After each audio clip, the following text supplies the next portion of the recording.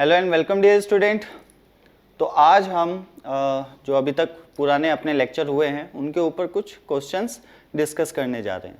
ठीक है, जैसे दिस वन, ये क्वेश्चन है यहाँ पे लिखा हुआ 50C0। अच्छा, इसको एक बार ये ध्यान रखें, 50CR अगर लिखा है ना तो मैं इसको लिख सकता हूँ 50R। ये भी एक तरीका होता है, बोथ आर सेम। ठीक है, आईआईटी वाले काफ़ी टाइम्स ऐसा यूज़ करते हैं, तो ऐसा ना हो कंफ्यूज हो जाओ कि भाई ये क्या लिखा हुआ है, ये तो हमने देखा ही नहीं।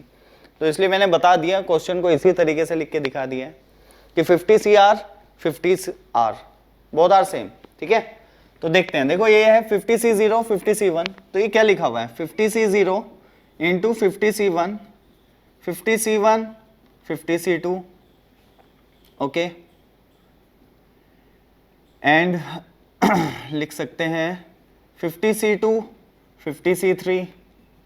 देखो ऐसे जा रहा है 50C49 50C50। ठीक है, तो मैंने क्या बताया था कि क्या कर लेते हैं, कुछ ऐसा बना लेते हैं कि जो नीचे का सब्सक्रिप्ट हो ना, उनका जो सम है वो कांस्टेंट होना चाहिए। तो किसी एक पे NC n-R वाला फॉर्मूला अप्लाई कर देते हैं, राइट। तो वही करने जा रहा हूं, देखते हैं। देखो 50C0, ठीक है, 50C0 into 50C49 plus 50C1 into 50C48, right. Then 50C2 और 50C47 and so on 50C49 50C0, कुछ ऐसा है। क्लियर? तो ऐसे कुछ क्वेश्चंस आते हैं इसके ऊपर। अब देखिए ये 50 ऊपर तो सही है, नीचे का सब्सक्रिप्ट का सम कितना है 49, 1 प्लस 48 49, 2 प्लस 47 49, 49 प्लस 0 49। तो sum of subscript lower subscript is constant and that is what 49। तो in this case your answer will be what, मैंने बताया था ये वाले ये वाले किस एक्सपेंशन में चलेंगे 1 प्लस एक्स की पावर 50 में, और ये वाले ये दिस वन ये भी 1 प्लस एक्स की power 50 and you have to find the coefficient of x to the power 49, क्योंकि लोअर सब्सक्रिप्ट का जो सम है वो कितना है 49। Then coefficient of x to the power 49 in what 1 plus x to the power 50 into x to the power 50, that is 100, and the answer will be 100C49 or what 100C51, both are same। NC n-R वाले जो formula है उससे ये आ गया था answer, तो NC n-R लगाओ तो ये आ जाएगा। तो दोनों में से कोई भी एक ऑप्शन में मिल सकता है आपको, और आपको टिक कर देना है। क्लियर? ओके, तो आगे बढ़ेंगे। अभी ये क्वेश्चन मेरे ख्याल से समझ आ गया होगा कि कैसे इस टाइप के क्वेश्चंस को सॉल्व करना है। लास्ट लेक्चर में हमने देखा था प्रोडक्ट वालों को कैसे सॉल्व करते हैं, उसी की हेल्प से इस क्वेश्चन को मैंने सॉल्व किया है। क्लियर? अभी एक और क्वेश्चन देखने जा रहे हैं, उससे पहले जल्दी से आप इसको कॉपी करें। सो गाइज नेक्स्ट क्वेश्चन देखते हैं जल्दी से। दिस वन, ये दिया हुआ है, ये लास्ट ईयर मतलब 2019 में मेंस के पेपर में आया था। ठीक है, तो कैसे क्वेश्चन आते हैं देख लो जल्दी से। ये दिया हुआ है I 0 से लेके 20 तक 10 और सॉरी 0 से लेके 20 तक तो नहीं होगा, ऑब्वियसली 10 तक होगा। ये 10 है ना, ठीक है। अब 10 से 11 तो पॉसिबल है नहीं, तो ऑब्वियसली वहीं तक होगा जितना ही पॉसिबल है। तो देखते हैं ये क्या लिखा हुआ है 10C0 into 20 minus m, 10C1 into 20Cm-1, we know very well, okay, 10C2 20Cm-2 and so on। कब तक 10C10 है ये, 10C10 20Cm-10। तो ऑल पॉसिबल वैल्यूज लिखी हुई है 0 1 2 अप टू 10 तक, जहां तक पॉसिबल है वो सब कुछ लिख दिया गया है। क्लियर? तो अब क्या करेंगे हम, भाई वही करेंगे जो करते हैं। सम कितना है m हर एक में लोअर सब्सक्रिप्ट का सम कितना आ रहा है m आ रहा है। ठीक है, अच्छा, ये वाले बाइनोमियल कोफिशिएंट कहां से मिलते हैं? ये मिलते हैं 1 plus x to the power 10 से। और ये वाले कहां से मिलेंगे? ये जो भी चल रहा है ये मिलेगा 1 plus x to the power 20। सही है, 1 plus x to the power 10 and 1 plus x to the power 20 से। अच्छा, कोफिशिएंट किसका फाइंड करेंगे आप? Coefficient of x to the power what? भाई लोअर सबस्क्रिप्ट का जो सम होता है that is m, x to the power m in product of these two, that is in 1 plus x to the power 10 and 1 plus x to the power 20. So we can say it is what? 1 plus x to the power 30. तो 1 plus x to the power 30 में find करना है, ठीक है, किसका? x की power m का coefficient, and that will be, देखना जल्दी से, 30 cm, you know very well कैसे हुआ होगा, है ना? ओके, अब क्वेश्चन क्या है? क्वेश्चन अभी अधूरा था, अभी कंप्लीट कर देता हूं कि m की वो वैल्यू बताइए आप जिसके लिए ये कोफिशिएंट या जो आंसर आए इसका जो आंसर आए वो मैक्सिमम हो, ठीक है? मतलब क्वेश्चन देख लो पूरा कि फाइंड, लिख देता हूं, find the value of m so that value of given expression, ठीक है, is maximum, so that value of given expression is maximum। ये था क्वेश्चन पूरा प्रॉपर। तो ये तो मुझे समझ आ गया कि ये कैसे कैलकुलेट होगा, यहां आ गया, इस पूरे की वैल्यू क्या आ गई? 20 cm। अब this should be what? Maximum. Binomial coefficient maximum कब होगा? जब ये, ध्यान से देखना, 1 प्लस एक्स की पावर 30 से आया है ना, ये तो मैंने बताया था स्टार्टिंग वाला और लास्ट वाला दोनों सेम होते हैं, सेकेंड और सेकेंड लास्ट दोनों सेम होते हैं, और ये बढ़ते जाते हैं कब तक? मिडिल टर्म तक। तो जो मिडिल टर्म का कोफिशिएंट होता है ना वो होता है मैक्सिमम। सही है? ओके, इसका मतलब m should be what? 15। m should be what? 15। What does it mean कि 30C 15 जो होगा वो मैक्सिमम वैल्यू रखेगा। ये चीज तो हम पहले भी डिस्कस कर चुके हैं, ठीक है ना? तो अगर मैं बोलता हूं 30cm और ये मैक्सिमम है तो m की वैल्यू क्या होनी चाहिए? That should be 15, half of this if it is possible.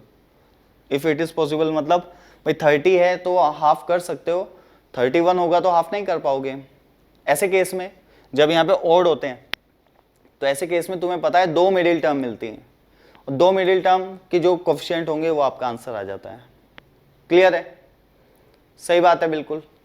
Okay, तो वो क्या होता है? n-1/2 एंड n+1/2, ठीक है?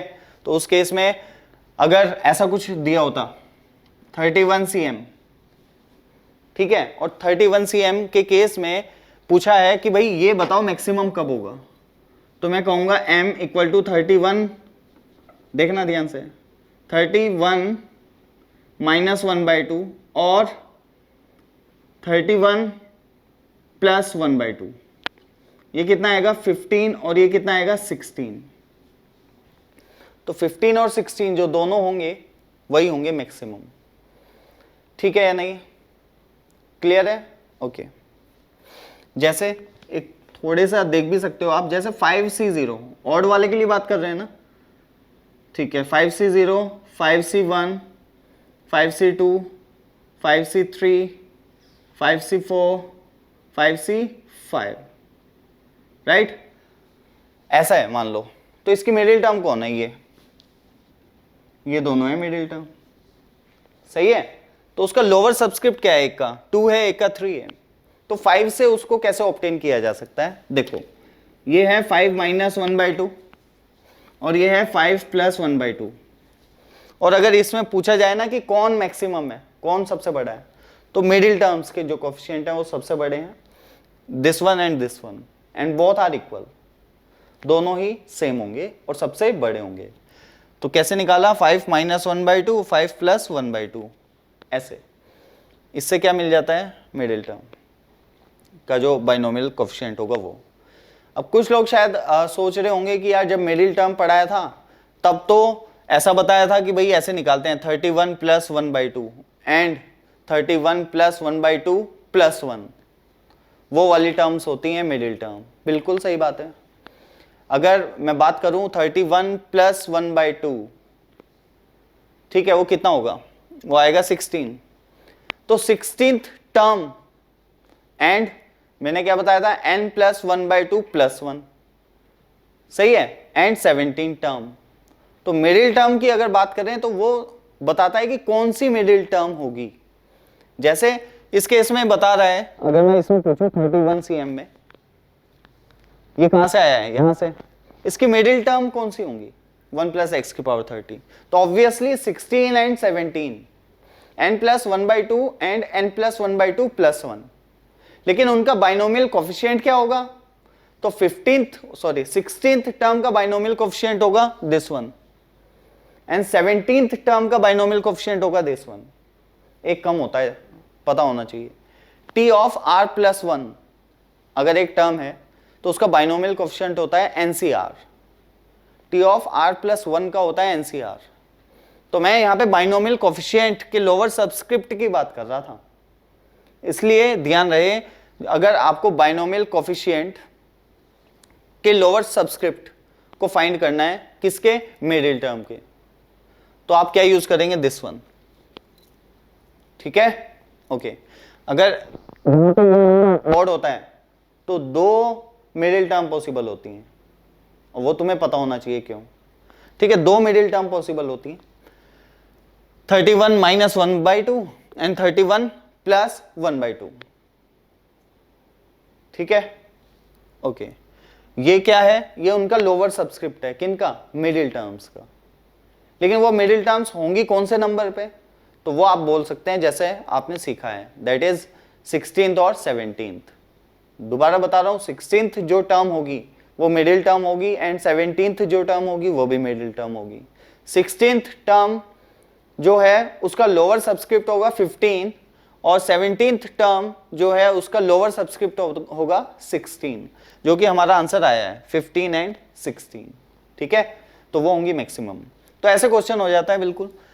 इवन हो तो जस्ट हाफ कर दो, वही मिडिल टर्म होगी, एक ही होगी, और कौन से वाली होगी, इवन को जस्ट हाफ कर दो 15, दैट्स ऑल, क्लियर। तो जैसे कि यहाँ पे आया 30 cm और मैक्सिमम होना चाहिए, तो मैं जानता हूं मिडिल टर्म का जो कोफिशिएंट होता है वो मैक्सिमम होता है, उसका लोअर सबस्क्रिप्ट क्या होता है, डायरेक्ट n को बाय 2 कर दो, n/2, क्लियर है, सही है, ओके। तो इस चीज को चलो अच्छे से लिख भी देता हूं आपके सामने, ठीक है, जो तुम याद रहे हो बाद में।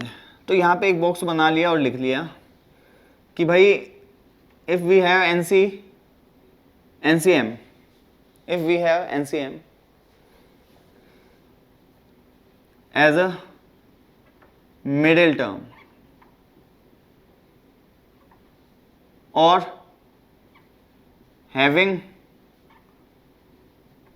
maximum value, ठीक है, इसको मैं ऐसे भी बोल सकता हूं कि having maximum value, ठीक है, जिसकी वैल्यू सबसे ज्यादा होगी। तो m will be equal to n/2 if n is what, even number, और m equal to n minus 1/2 और n plus 1/2 if n what, odd number। तो ये बात ध्यान रख लेंगे, ठीक है। तो इस केस में m इक्वल होगा n/2 के, if n क्या है, इवन, और if n odd है तो जो लोअर सब्सक्रिप्ट है मिडिल टर्म का वो होगा n माइनस 1/2 और n प्लस 1/2, अगर n ऑड हुआ तो, ठीक है ना। तो इन चीजों को थोड़ा ध्यान रखना है, इसके ऊपर क्वेश्चन बनते रहते हैं, IIT में भी कई बार पूछे जा चुके हैं, मेंस में भी आते रहते हैं, ठीक है। तो इन्हें अच्छे से करना, और अभी फिलहाल जो भी मैंने अभी तुम्हें बताई है ये कहानी पूरी, इसको आप अपने नोट्स में उतार लें जल्दी से, clear. So guys next problem देखते हैं, ठीक है, ये सीरीज के ऊपर ही है देखना ध्यान से। ये एक मल्टीनोमियल है, ठीक है, इसे एक्सपेंड किया गया है और बोला गया है जो इसके कोफिशिएंट है, ठीक है, वो क्या है, a0, a1, a2 and so on up to an, right. Okay, जो भी पावर आएगी फाइनल, कोई दिक्कत नहीं है, ठीक। अब कहा क्या है कि then find the value of this one, a0 minus a1 by two plus a2 by two plus a3 minus a4 by two minus a5 plus a6। अब इसमें कैसे पहचाने, मैंने तुम्हें बताया था कि इसमें जब भी सम ऑफ कोफिशिएंट कुछ अलग टाइप का हो, एक तो ओवरऑल सम ऑफ कोफिशिएंट निकालना है तो सभी अननोन को 1 पुट कर देते हैं, लेकिन जब एक अलग टाइप की कुछ सीरीज दी जाए, है ना, तो उनमें क्या करते हैं, हम सब्स्टिट्यूशन करते हैं, x की जगह कभी ओमेगा, आयोटा, ऐसे वाली चीजें हमने देखी थी, ठीक है। अभी यहाँ पे देखते हैं क्या हम कर सकते हैं। तो एक इंटरेस्टिंग सी चीज यहाँ आपको नजर आएगी, एंड दैट इज, देखो ये पैटर्न कितने डिस्टेंस के बाद रिपीट हो रहा है। अभी ध्यान से देखना, a0 और a3 और a6 कितना डिस्टेंस है, 3 यूनिट का, कितना, 3 यूनिट, ओके। यहाँ पे भी देख सकते हो, दिस वन दोनों सेम है, ये भी दोनों सेम है, प्लस आएगा यहाँ, ये भी दोनों सेम है, डिस्टेंस कितने की है, 3 यूनिट, ओके। तो मैंने बताया था जब डिस्टेंस लोअर सबस्क्रिप्ट के बीच का जो डिफरेंस हो वो 3 के मल्टीपल में आए, ठीक है, या 3 आए, तो हम किसका यूज करते हैं, ओमेगा का, x equal to omega put करते हैं, या क्यूब रूट ऑफ यूनिटी का यूज करते हैं। क्लियर है या नहीं। लेकिन अगर मैं क्यूब रूट ऑफ यूनिटी का ऐसे यूज करूंगा जैसे कि प्रीवियस लेक्चर में हमने डिस्कस किया हुआ है पहले, ठीक है, तो मुझे सम जो मिलेगा वो मिलेगा a0 plus a3 plus a6 and so on. लेकिन इन बीच वालों का क्या होगा, तो ये अब थोड़ी सी दुविधा है कि क्या करें भाई इसमें। तो देखो कॉन्सेप्ट तो वही है, लेकिन अभी थोड़ा सा एक्स्ट्रा दिमाग भी लगाना पड़ता है कई बार, एज इट इज तो क्वेश्चन आते नहीं है। तो क्या करना है वो अभी हम देखेंगे। भाई जिन बच्चों का कॉम्प्लेक्स नंबर थोड़ा बहुत सही से आता भी है वो इसको अच्छे से समझ पाएंगे, जिन्हें नहीं आता है समझ तो वो भी पाएंगे, कोशिश तो मेरी यही रहेगी, लेकिन फिर भी थोड़ी बहुत प्रॉब्लम आ सकती है। लेकिन जो भी रिक्वायरमेंट पड़ेगी कॉम्प्लेक्स नंबर की मैं साइड में डील करता रहूँगा। ओके ओके, तो सबसे पहले तो मेरे दिमाग में ये आया कि let's put x equal to omega, इसको हटा देते हैं, ठीक है। x को क्या पुट करने जा रहा हूँ, ओमेगा पुट करने जा रहा हूँ, तो put x equal to omega, तो क्या बना देखो, ओमेगा की पावर 2008 प्लस ओमेगा की पावर 2009 एंड 2010। ओमेगा की पावर्स के बारे में, ओमेगा की पावर्स को कैसे डील करते हैं ये मैंने तुम्हें बताया था शायद, ठीक है, लेकिन फिर से लिख दूंगा मैं, तो कोई दिक्कत नहीं है कि भाई ओमेगा की पावर अगर 3n टाइप की है तो आंसर 1 आता है, ओमेगा की पावर 3n प्लस 1 टाइप है तो ओमेगा आता है, 3n प्लस 2 टाइप है तो ओमेगा स्क्वायर, ठीक है। बस यही पॉसिबिलिटीज है, ओमेगा की पावर में अगर कुछ भी लिखा है ना तो ये 3 चीज पॉसिबल है, उन्हें आप कितनी बड़ी पावर लिखी हो उन्हें आप इन 3 चीजों में कन्वर्ट कर सकते हो according to the given power या एक्सपोनेंट ऑफ ओमेगा, ठीक है। ये है 208, क्या है 208, ठीक है। ये किस टाइप का नंबर है, किस टाइप का नंबर है देखते हैं इसको। चलो अभी पहले यहाँ पे भी थोड़ा सा आगे बढ़ हूँ मैं, यहाँ पे ओमेगा आ जाएगा, ये आ जाएगा ओमेगा स्क्वायर, ये आ जाएगा ओमेगा क्यूब, ये आएगा ओमेगा की power 4 and so on. Clear, okay, ठीक है। अब यहाँ पे देखते हैं किसको क्या पुट कर सकता हूँ मैं, क्या नहीं, ठीक। तो कैसे भाई, तो 2008 की अगर मैं बात करूं आपसे, तो इसकी आपको चेक करना है 3 से डिविजिबिलिटी, किससे, 3 से, ठीक है। 3 से डिविजिबल है या नहीं, तो देख लो ये रिमाइंडर कितना बचता है, अगर 3 से डिविजिबल है भी तो भाई रिमाइंडर कितना बचेगा इसके ऊपर डिस्कस करना पड़ेगा। क्लियर, तो क्या ये 3 से डिविजिबल है, भाई मैंने 3 से डिवाइड करके देखा 6 और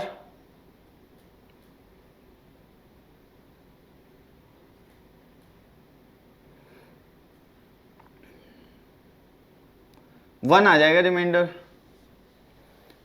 ठीक है, रिमाइंडर कितना आ रहा है, 1 आ रहा है। देखो 2007 प्लस 1 मैं लिख सकता हूं बाय 3, और ये 2007 इज डिविजिबल बाय 3। ठीक है, ये किससे डिविजिबल है, 3 से डिविजिबल है। तो रिमाइंडर कितना आ गया, 1 आ गया। इसका मतलब ये किस टाइप का है, 3n प्लस 1 टाइप। और क्या होता है वो, ओमेगा। ओमेगा, और ये ऑब्वियसली रिमाइंडर अब कितना आएगा, 2 आएगा। क्या लिखना पड़ेगा, 2007 प्लस 2 डिवाइडेड बाय 3। सही है, तो रिमाइंडर कितना आएगा, 2, that is 3n plus 2 type. कितना हो जाएगा, omega square. Clear, okay okay great. ध्यान से देखते रहना अब, A4 omega E power 4 and so on. ठीक है, तो यहां तक तो मेरे ख्याल से सबको समझ आ गया होगा। अब थोड़ी सी कहानी और देखनी पड़ेगी आपको। वो क्या है, वो देखो, ये तो लिख लेना। अब ये मैंने हटा दिया। अब ये सबको पता होना चाहिए कि 1 plus omega square is always 0। ये जब मैंने एक्सप्लेन किया था ना सीरीज में, तब भी बताया था। जब लास्ट टाइम बाइनोमियल में ही जब हमने इसका यूज देखा था ना पहले, ओमेगा को पुट करना, तब मैंने बताया था 1 प्लस ओमेगा स्क्वायर 0 होता है, और क्यों होता है ये बताया था। ठीक है, और दूसरी चीज क्या यूज होगी, लेट मी थिंक। हाँ, ओमेगा की वैल्यू होती है -1/2 प्लस √3/2 आयोटा। ओमेगा स्क्वायर की होती है -1/2 माइनस √3/2 आयोटा। ठीक है, क्यूब रूट ऑफ यूनिटी है। कहां से आता है, दोबारा दिखा रहा हूं, x cube minus 1 equal to 0 से आते हैं ये क्यूब रूट ऑफ यूनिटी। इसको मैं लिख सकता हूं ऐसे, x square x plus 1 equal to 0। एक रूट तो आ गया x इक्वल टू 1, और 2 रूट आएंगे यहां से। अब भाई x square plus x plus 1 equal to 0 के रूट क्या होंगे, तो -b plus minus root b square minus 4ac upon 2a। तो x कितना आ गया, -1 माइनस √3 आयोटा। भाई स्क्वायर रूट के अंदर कौन है, -3, तो स्क्वायर रूट ऑफ -3 को मैं लिख सकता हूं आयोटा √3। एक बार प्लस साइन के साथ लिया और एक बार माइनस साइन के साथ लिया। इसका नाम हो गया ओमेगा, ये हो गया अपना ओमेगा स्क्वायर। ठीक है, ओमेगा और ओमेगा स्क्वायर। तो उनकी वैल्यूज मैं यहां पे पुट करने जा रहा हूं। अब A0 प्लस, देखना A1 ओमेगा कितना आएगा, -1/2 प्लस आयोटा √3/2। A2 में क्या आएगा, -1/2 माइनस आयोटा √3/2। ओके ओके, अभी ऐसा हो सकता है, मुझे ऐसा लग रहा है यहाँ पे थोड़ा सा गलत है, ये माइनस आएंगे, ये भी माइनस आएगा, थोड़ा सा चेंज कर रहा हूँ। A1/2 और -A2/2 कुछ ऐसी सीरीज दी हुई है, वो मैंने गलती से प्लस लगा दिया बीच में, यहाँ पे लगाना था ना, ये तो लगा वही है। ओके, कोई दिक्कत नहीं है। A2 हो गया, फिर A3 बताइए। इसे ओमेगा क्यूब 1 होता है भाई, होता है 1, ठीक है। A4 बताइए, A4 के साथ कौन है, ओमेगा 4। ओमेगा 4 मतलब 4 किस टाइप का नंबर है, 3n प्लस 1 टाइप, या नहीं। तो 3n प्लस 1 में क्या होता है, वो तो हटा दिया मैंने। 3n प्लस 1 में क्या होता है, ओमेगा ही लिख सकते हैं आप। ठीक है, ओमेगा 4 को मैं लिख सकता हूं ओमेगा, और ओमेगा की वैल्यू कितनी होती है, -1/2 प्लस आयोटा √3/2। ठीक है, एक और ले लो, A5 में ओमेगा की पावर 5 आएगा, वो ओमेगा स्क्वायर लिख सकते हो आप उसे, और वो कितना आएगा, -1/2 माइनस आयोटा √3/2। चलिए यहां तक तो कहानी हो गई क्लियर, एंड सो ऑन, ऐसे ही चलती रहेगी। फिर उसके बाद क्या आएगा, A6 में ओमेगा की पावर क्या आएगी, 6, जो कि 3 की मल्टीपल है, और आंसर क्या आएगा, 1।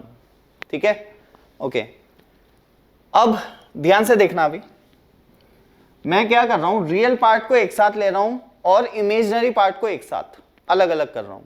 कॉम्प्लेक्स नंबर में ऐसा होता है या नहीं, कॉम्प्लेक्स नंबर में क्या होता है कि भाई रियल पार्ट्स को एक साथ ले लेते हैं, इमेजिनरी पार्ट एक साथ। ऐसा तो कभी नहीं होगा कि इमेजिनरी पार्ट रियल पार्ट्स के साथ ऐड हो जाए या सब्ट्रैक्ट हो जाए, वो तो पॉसिबल नहीं है। सही बात है, वो तो पॉसिबल नहीं है। तो इस केस में क्या करें हम, इसमें क्या हो रहा है कि रियल पार्ट भी है और इमेजिनरी पार्ट भी है। आयोटा के साथ जो है वो क्या कहलाता है, इमेजिनरी पार्ट। तो मैं क्या कर रहा हूँ, रियल पार्ट को एक साथ ले रहा हूँ पूरे को, देखना ध्यान से। A nought minus A1/2 minus A2/2 plus A3 minus A4/2 minus A5/2 plus A6, and वही सीरीज बन रही है या नहीं जो चाहिए थी हमें रियल पार्ट में, ठीक है। प्लस इमेजिनरी पार्ट ले लेते हैं। इमेजिनरी पार्ट में आयोटा रूट 3/2 तो मैंने कॉमन ले लिया, ठीक है। इमेजिनरी पार्ट में जहां पे भी आयोटा है वहां पे रूट 3/2 जरूर है, तो आयोटा रूट 3/2 तो मैंने क्या ले लिया, कॉमन। अब क्या करूंगा मैं, ठीक है, आयोटा रूट 3/2 को कॉमन लेके क्या कर सकता हूं, देखना ध्यान से। A1 फिर मैंने लिख दिया माइनस A2, ठीक है। फिर कुछ नहीं आया, फिर आया A4, फिर माइनस A5 आना चाहिए शायद, हाँ minus A5 and so on. ऐसा कुछ चलने वाला है। रियल पार्ट को एक साथ लिया तो ये सीरीज बन गई, इमेजिनरी पार्ट को लिया तो ये ले लिया, ठीक है, ओके। अब देखो इधर भी तो कॉम्प्लेक्स नंबर है, इसमें देखना ध्यान से। इसे मैं लिख सकता हूं 2 + 1 + ओमेगा स्क्वायर की पावर 2010, और इतने का आंसर क्या होगा, 0। 1 + ओमेगा स्क्वायर क्या आएगा, 0। अब ध्यान से देखना, ओवरऑल ये तो 0 हो गया, तो ये क्या आ गया, 2 की पावर 2010, सही है, ओके। अब लेफ्ट हैंड साइड पे अगर मैं बात करूंगा, यहाँ पे ये कैसा है, प्योरली रियल है या नहीं, प्योरली रियल है या नहीं, यस। इसका इमेजिनरी पार्ट क्या है, 0, तो यस मैं इसको ऐसे भी लिख सकता हूं 0 + आयोटा, सॉरी +0 आयोटा, ठीक है, ओके, +0 आयोटा। अब देखो दूसरी कॉन्सेप्ट, इसे हटा रहा हूं, कॉम्प्लेक्स नंबर पढ़ा नहीं है, इस वजह से मुझे अलग अलग तुम्हें बताने पड़ रही हैं ये चीज़ें, लेकिन अच्छा है, यहाँ पे क्लियर हो जाएंगी कुछ चीज़ें और फिर कॉम्प्लेक्स नंबर में इजी पड़ेगा। देखो अब ध्यान से, मैं ये कह रहा हूँ दो कॉम्प्लेक्स नंबर लिखे हैं, A + आयोटा B, ये वैसे सबको पता होगा, और एक लिखा है A2 + iota B2 and both are equal. दो कॉम्प्लेक्स नंबर कब इक्वल होते हैं, जब उनका इमेजिनरी पार्ट इक्वल हो एंड रियल पार्ट इक्वल हो। तो रियल पार्ट भी इक्वल होने चाहिए और इमेजिनरी पार्ट भी इक्वल होने चाहिए। अगर ऐसा है तो दोनों को बोल देंगे हम यस, ये क्या है, दोनों कॉम्प्लेक्स नंबर सेम है, इक्वल है। क्लियर? ऐसा कभी नहीं करोगे कि A1 should be equal to B1, B2, A1 B2। Imaginary part और रियल पार्ट का आपस में कोई लेना देना नहीं होता है, तो ऐसे कहीं से भी कुछ रिलेट नहीं करोगे। अगर इक्वल प्रूव करना है तो उसके लिए दोनों का रियल पार्ट इक्वल होना चाहिए और दोनों का इमेजिनरी पार्ट भी आपस में इक्वल होना चाहिए। क्लियर? ओके, तो अब देखिए ये साइड और ये साइड, तो इसका मतलब इसका रियल पार्ट तो ये इस साइड का, तो ये किसके इक्वल होना चाहिए, लेफ्ट हैंड साइड वाले के रियल पार्ट के इक्वल होना चाहिए। और यही है जो हमारा क्वेश्चन था। इसका मतलब जो लेफ्ट हैंड साइड में अपना रियल पार्ट है वही हमारा आंसर होना चाहिए, और ये 2 की पावर 2010 ही हमारा आंसर होगा। होगा कि नहीं? यस। ठीक है। दूसरी चीज, बाई चांस अगर आपसे इसमें पूछा जाता कि find the value of A1 - A2 + A4 - A5 and so on, इनकी वैल्यू बताओ, तब भी मैं ऐसे ही क्वेश्चन करता और इमेजिनरी पार्ट को इक्वेट करता। तो इमेजिनरी पार्ट कितना है, √3/2 A1 - A2 + A4 - A5, आगे भी लिख सकते हैं, + A7 - A8 and so on. ठीक है, and this is equal to what, इस साइड में कितना है 0, तो 0, तो इसका मतलब इसका आंसर कितना आ जाता, A1 - A2 + A4 - A5, फिर A6 गायब है, क्योंकि A6 या A3 भी गायब है, A6 भी गायब होगा, A9 भी गायब होगा, A12 भी गायब होगा, क्योंकि वो प्योरली रियल थे, उसमें ओमेगा की पावर जो थी वो 3 की मल्टीपल थी। ओके, तो इस सीरीज ऐसी कुछ सीरीज दी गई थी और उसका आंसर भी क्या आ जाएगा 0। क्लियर? तो इसी क्वेश्चन में 2 क्वेश्चन होगा, एक तो ये अगर पूछा जाता और एक क्या पूछा जाता, यहीं पे लिख भी लेते हैं एक बार इधर। दूसरा क्वेश्चन ऐसा पूछा जा सकता था कि find the value of A1 minus A2 plus A4 minus A5 plus A7 minus A8 and so on.